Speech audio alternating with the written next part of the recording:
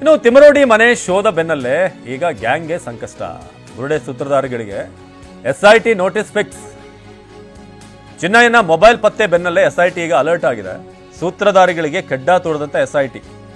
ಈತನ ಕಾಲ್ ರೆಕಾರ್ಡ್ಗಳಿರ್ಬೋದು, ಏನೆಲ್ಲ ಕಾಲ್ ಹಿಸ್ಟ್ರಿ ಇದೆ, ಏನೆಲ್ಲ ಮಾತುಕತೆ ಆಗಿದೆ, ಯಾರ್ಯಾರು ಕಾಂಟ್ಯಾಕ್ಟ್ ಮಾಡಿದ್ರು, ಎಷ್ಟೆಲ್ಲ ವಿಡಿಯೋ ಆಡಿಯೋ ಸಹಿತ ಹಲವು ದಾಖಲೆಗಳು ಲಭ್ಯ ಆಗಿದೆ. ಸೊ ಬುರುಡೆ ಗ್ಯಾಂಗ್ ಬಲೆಗೆ ಬೀಳಿಸೋದಕ್ಕೆ ಈಗ ಸಾಕ್ಷ್ಯಗಳನ್ನ ವಿತ್ ಪ್ರಾಪರ್ ಆದಂಥ ಪ್ರೂಫ್ಗಳನ್ನು ಇಟ್ಕೊಂಡು ಈಗ ಅವ್ರಿಗೂ ಕೂಡ ನೋಟಿಸ್ ನೀಡೋಕೆ ಮುಂದಾಗ್ತಿರೋದು. ಜೊತೆಗೆ ಈತ ಯಾರ್ಯಾರ ಹೆಸರನ್ನ ಹೇಳ್ತಾನೆ ಅವರೆಲ್ಲರೂ ಕೂಡ ಈಗ ವಿಚಾರಣೆಗೆ ಹಾಜರಾಗಬೇಕಾದಂಥ ಅವಶ್ಯಕತೆ ಇದೆ. ನಮ್ಮ ಪ್ರತಿನಿಧಿ ಅಶೋಕ್ ಈ ಬಗ್ಗೆ ಹೆಚ್ಚಿನ ಮಾಹಿತಿಯನ್ನು ನೀಡ್ತಾರೆ ನೇರ ಸಂಪರ್ಕದಲ್ಲಿ. ಅಶೋಕ್, ಈಗ ನಾವು ಗಮನಿಸ್ತಾ ಇದ್ದೀವಿ ಕಳೆದ ಇಷ್ಟು ದಿನಗಳಲ್ಲೂ ಕೂಡ ಆದಂಥ ಎಪಿಸೋಡ್ ಆರಂಭದಲ್ಲಿ, ಅದಾದ್ಮೇಲೆ ಇದು ಪಡೆದುಕೊಳ್ಳುವಂಥ ಟರ್ನ್. ಈಗ ಈ ವ್ಯಕ್ತಿ ಮಾಸ್ಕ್ ಮ್ಯಾನ್ ನ ವಿಚಾರಣೆ ನಡೀತಾ ಇದೆ. ಇನ್ನೊಂದು ಕಡೆ ತಿಮರೋಡಿ ಆಶ್ರಯ ಕೊಟ್ಟಂತ ವಿಚಾರ ಕೂಡ ಈಗ ಮುನ್ನೆಲೆಗೆ ಬಂದಿರೋದು. ಸೊ ಏನೇನಾಗ್ತಿದೆ ಈ ಕೇಸ್ಗೆ ಸಂಬಂಧಪಟ್ಟ ಹಾಗೆ, ತನಿಖೆ ಹೇಗೆ ಸಾಗ್ತಿದೆ ಅಂತ? ಹೌದು ಅವಿನಾಶ್, ಈಗಾಗಲೇ ಬುರುಡೆ ಚಿನ್ನಯ್ಯನ ಹೆಚ್ಚಿನ ವಿಚಾರಣೆಯನ್ನು SIT ಅಧಿಕಾರಿಗಳು ನಡೆಸ್ತಾ ಇರತಕ್ಕಂಥದ್ದು. ನಿನ್ನೆ ಮಹೇಶ್ ಶೆಟ್ಟಿ ತಿಮರೋಡಿ ಹಾಗೂ ಅವರ ಸಹೋದರ ಮೋಹನ್ ಕುಮಾರ್ ಅವರ ನಿವಾಸದ ಮೇಲೆ SIT ಅಧಿಕಾರಿಗಳು ಶೋಧ ಕಾರ್ಯವನ್ನು ನಡೆಸೋದಕ್ಕೆ ಹೋಗಿದ್ರು. ಸೊ ಆ ಟೈಮಲ್ಲಿ ಮಹತ್ವದ ಸಾಕ್ಷ್ಯಗಳು ಲಭ್ಯವಾಗಿದೆ ಎನ್ನುವಂತ ಮಾಹಿತಿ ಈಗ ಗೊತ್ತಾಗಿರ್ತಕ್ಕಂಥದ್ದು. ಅದರಲ್ಲೂ ಪ್ರಮುಖವಾಗಿ ಚಿನ್ನಯ್ಯನ ಮೊಬೈಲ್ ಪತ್ತೆ ಆಗಿತ್ತು. ಸೊ ಈ ಮೊಬೈಲ್ ಅನ್ನು ಈಗ ಟ್ರೇಸ್ ಮಾಡೋದಕ್ಕೆ SIT ಅಧಿಕಾರಿಗಳು ಮುಂದಾಗಿರ್ತಕ್ಕಂಥದ್ದು. ಅದರಲ್ಲಿ ಇರ್ತಕ್ಕಂಥ ನಂಬರ್ಗಳು ಯಾವ್ಯಾವುದು, ಅವರಿಗೂ ಚಿನ್ನಯ್ಯನಿಗೆ ಏನ್ ಸಂಪರ್ಕ ಎನ್ನುವಂತ ನಿಟ್ಟಿನಲ್ಲಿ ತನಿಖೆಯನ್ನು ಮುಂದುವರಿಸಿರ್ತಕ್ಕಂಥದ್ದು. ಇದರ ಜೊತೆಗೆ ಅಲ್ಲಿ ಆತನ ಒಂದಿಷ್ಟು ಬಟ್ಟೆ ಬರೆಗಳು, ದಾಖಲೆ ಪತ್ರಗಳು ಕೂಡ ಸಿಕ್ಕಿರ್ತಕ್ಕಂಥದ್ದು.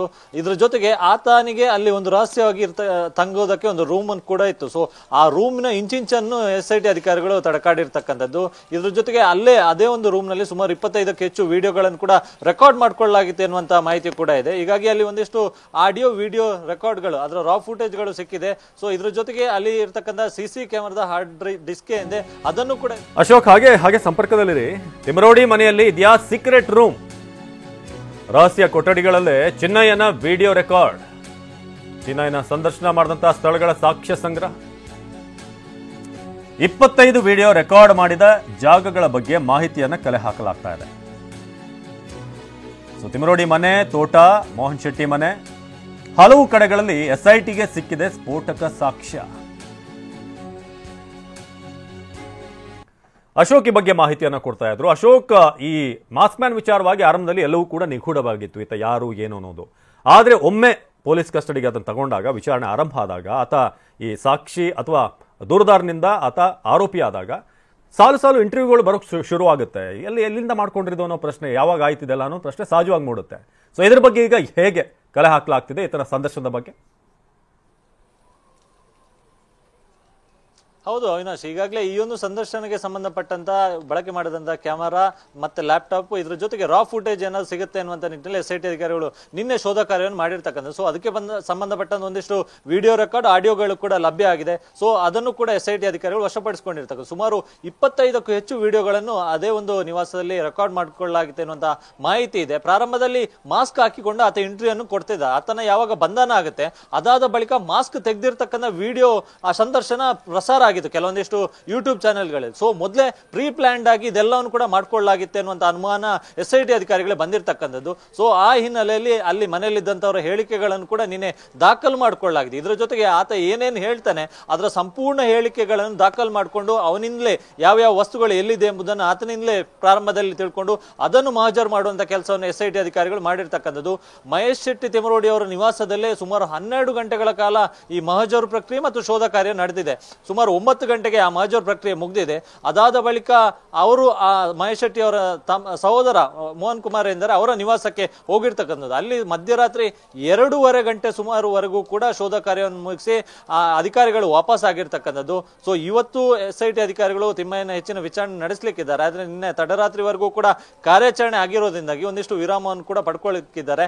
ಈ ನಡುವೆ ಆತನನ್ನು SIT ಅಧಿಕಾರಿಗಳು ಇವತ್ತು ಮೆಡಿಕಲ್ ಚೆಕ್ಅಪ್ ಕೂಡ ಕರ್ಕೊಂಡು ಹೋಗ್ತಾರೆ. ಕಾನೂನು ಪ್ರಕಾರ ದಿವಸದಲ್ಲಿ ಅಥವಾ 48 ಗಂಟೆ ಒಳಗೆ ಆತನ ಮೆಡಿಕಲ್ ಚೆಕ್ಅಪ್ ಮಾಡ್ಬೇಕು, ಯಾರೇ ಆರೋಪಿ ಇದ್ರು ಕೂಡ. ಸೊ ಇವತ್ತು 2ನೇ ದಿನ ಆಗಿರ್ತಕ್ಕಂಥ ಹಿನ್ನೆಲೆಯಲ್ಲಿ ಇವತ್ತು ಆತನ ಮೆಡಿಕಲ್ ಚೆಕ್ಅಪ್ ಕೂಡ ಕರ್ಕೊಂಡು ಹೋಗುವಂತ ಎಲ್ಲ ಸಾಧ್ಯತೆ ಇದೆ.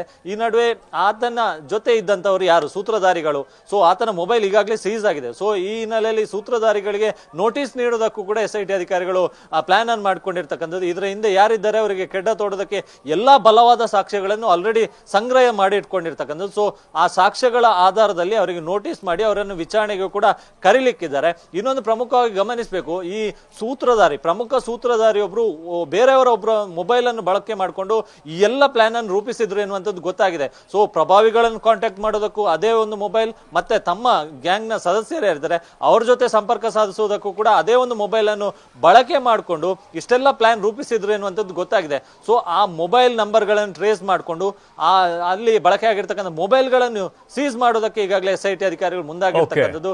ಈಗಾಗಲೇ ಆ ಹಾರ್ಡ್ ಡಿಸ್ಕ್, CC ಕ್ಯಾಮೆರಾದ ಹಾರ್ಡ್ ಡಿಸ್ಕ್ ಎಂದೆ ಅದರಲ್ಲಿ ಬಂದವರು ಯಾರು, ಹೋದವರು ಯಾರು, ಇಲ್ಲಿಂದ ವಿಚಾರಣೆಗೆ ಮುಗಿಸಿ ಹೋದ ಬಳಿಕ ಅಲ್ಲೇನು ಕಾರ್ಯಚಟುವಟಿಕೆಗಳು ಆಗ್ತಿತ್ತು, ಸೊ ಅದೆಲ್ಲದರ ವಿಡಿಯೋ ಚಿತ್ರೀಕರಣ ಇರೋದ್ರಿಂದಾಗಿ ಅಲ್ಲಿ ಒಂದು ವೇಳೆ ಅದನ್ನು ಡಿಲೀಟ್ ಮಾಡಿದ್ರೆ ಅದರ ರಿಕವರಿ ಹೇಗೆ, ಸೊ ಆ ನಿಟ್ಟಿನಲ್ಲಿ ಕೂಡ SIT ಅಧಿಕಾರಿಗಳು ತನಿಖೆಯನ್ನು ಮುಂದುವರಿಸಿರ್ತಕ್ಕಂಥದ್ದು. ಅವಿನಾಶ್, ಧನ್ಯವಾದ ಅಶೋಕ್.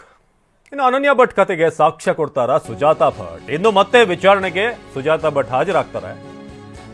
ಅನನ್ಯ ಭಟ್ ಕಥೆಯನ್ನು ಇವರು ಹೇಳಿದ್ರು, ಅದಕ್ಕೆ ಸಾಕ್ಷ್ಯ ಕೊಡ್ತಾರ? ಏನು ಹೇಳ್ತಾರೆ? ಒಮ್ಮೆ ಮಗಳು, ಇನ್ನೊಂದ್ಸಲ ಮಗಳಲ್ಲ, ಇದೆಲ್ಲವೂ ಕೂಡ ಆಗ್ತಾ ಇತ್ತು ಒಂದಷ್ಟು ಪ್ರಹಸನ. ಈಗ ಹಿರಿಯ ಅಧಿಕಾರಿಗಳ ಮುಂದೆ ಹೇಳಿಕೆಯನ್ನು ಕೊಡಬೇಕಾಗಿದೆ. ಸುಜಾತಾ ಭಟ್ ಕಥೆಗಳ ಬಗ್ಗೆ SITಯ ತನಿಖೆ ಮುಂದುವರಿತಾ ಇದೆ. ಇವತ್ತೂ ಕೂಡ ಹಾಜರಾಗಬೇಕು. ಬಹಳಷ್ಟು ಟ್ವಿಸ್ಟ್ ಅಂಡ್ ಟರ್ನ್ಗಳನ್ನು ಕೊಟ್ಟಂತ ಮಹಿಳೆ ಈಕೆ. ಸೊ ಹಾಗಾಗಿ ಏನು ಯಾವುದಾದ್ರೂ ಒಂದು ನಿಲುವಿಗೆ ಸ್ಟ್ಯಾಂಡ್ ಆಗಬೇಕು. ಒಂದು ಮಗಳು ಇಲ್ಲಾಂದರೆ ಇಲ್ಲ. ಸೊ ಅದರ ಬಗ್ಗೆ ಒಂದು ಕ್ಲಾರಿಟಿಯನ್ನು ಕೊಡಬೇಕಾಗಿದೆ. ಅದನ್ನು SIT ಅಧಿಕಾರಿಗಳು ಹೊರತೆಗೆಯುವಂಥ ಪ್ರಯತ್ನ ಮಾಡ್ತಾ ಇದ್ದಾರೆ.